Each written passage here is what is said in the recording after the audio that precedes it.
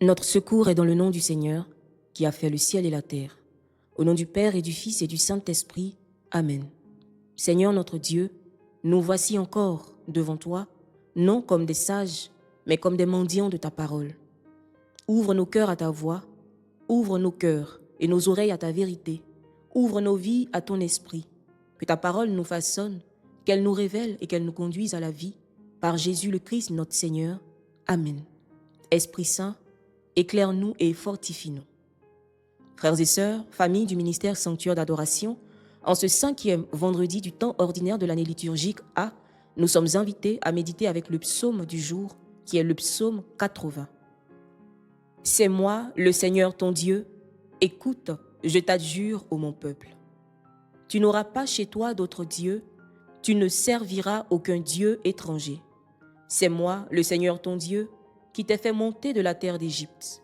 Mais mon peuple n'a pas écouté ma voix, Israël n'a pas voulu de moi. Je l'ai livré à son cœur endurci, qu'il aille et suive ses vues.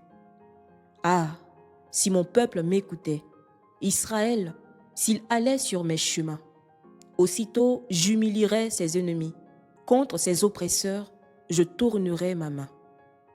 C'est moi le Seigneur ton Dieu, écoute, je t'adjure, ô mon peuple. Bien-aimés, le psaume d'aujourd'hui nous lance un cri du Seigneur lui-même. Écoute mon peuple, je t'adjure. Si tu m'écoutais. Le Seigneur ne commence pas par un reproche, mais par un appel. Il ne dit pas « tu as fauté ». Il dit plutôt « écoute ». Car selon le catéchisme de l'Église catholique, la foi naît de l'écoute. Mais voilà le drame. Le Seigneur ajoute ceci « mon peuple n'a pas écouté ma voix ». La première lecture de ce jour nous montre ce refus concret. Le royaume se déchire, Israël se ferme à la parole transmise par le prophète. Résultat, division, rupture, exil intérieur.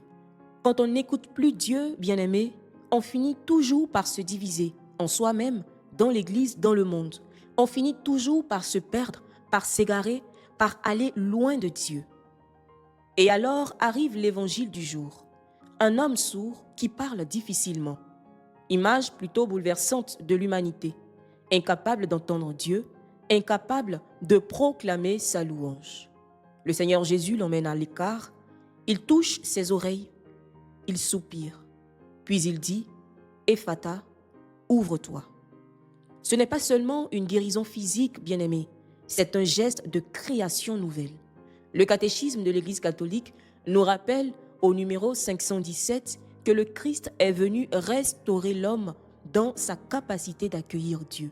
Je voudrais que tu poses la main sur ton cœur pendant un instant et que tu dises « Seigneur, viens ouvrir les portes de mon cœur ».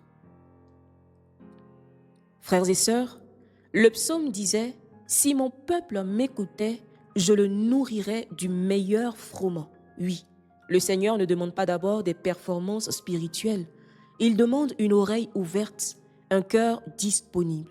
Aujourd'hui encore, le Christ passe dans notre vie, le Christ passe dans ta vie et il nous murmure ceci, « Ephata, ouvre-toi ». Je t'invite à écrire cette phrase dans les commentaires. « Seigneur Jésus, dis seulement une parole et je serai guéri. » Prions.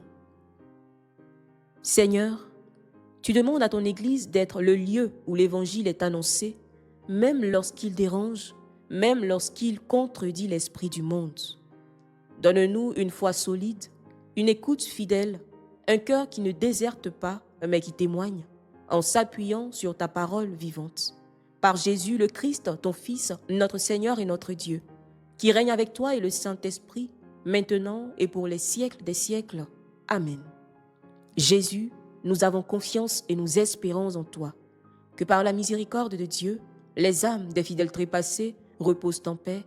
Amen. Bien-aimés, que le Seigneur nous bénisse, qu'il nous garde de tout mal et nous conduise à la vie éternelle. Au nom du Père et du Fils et du Saint-Esprit. Amen. Bénissons le Seigneur, nous rendons grâce à Dieu.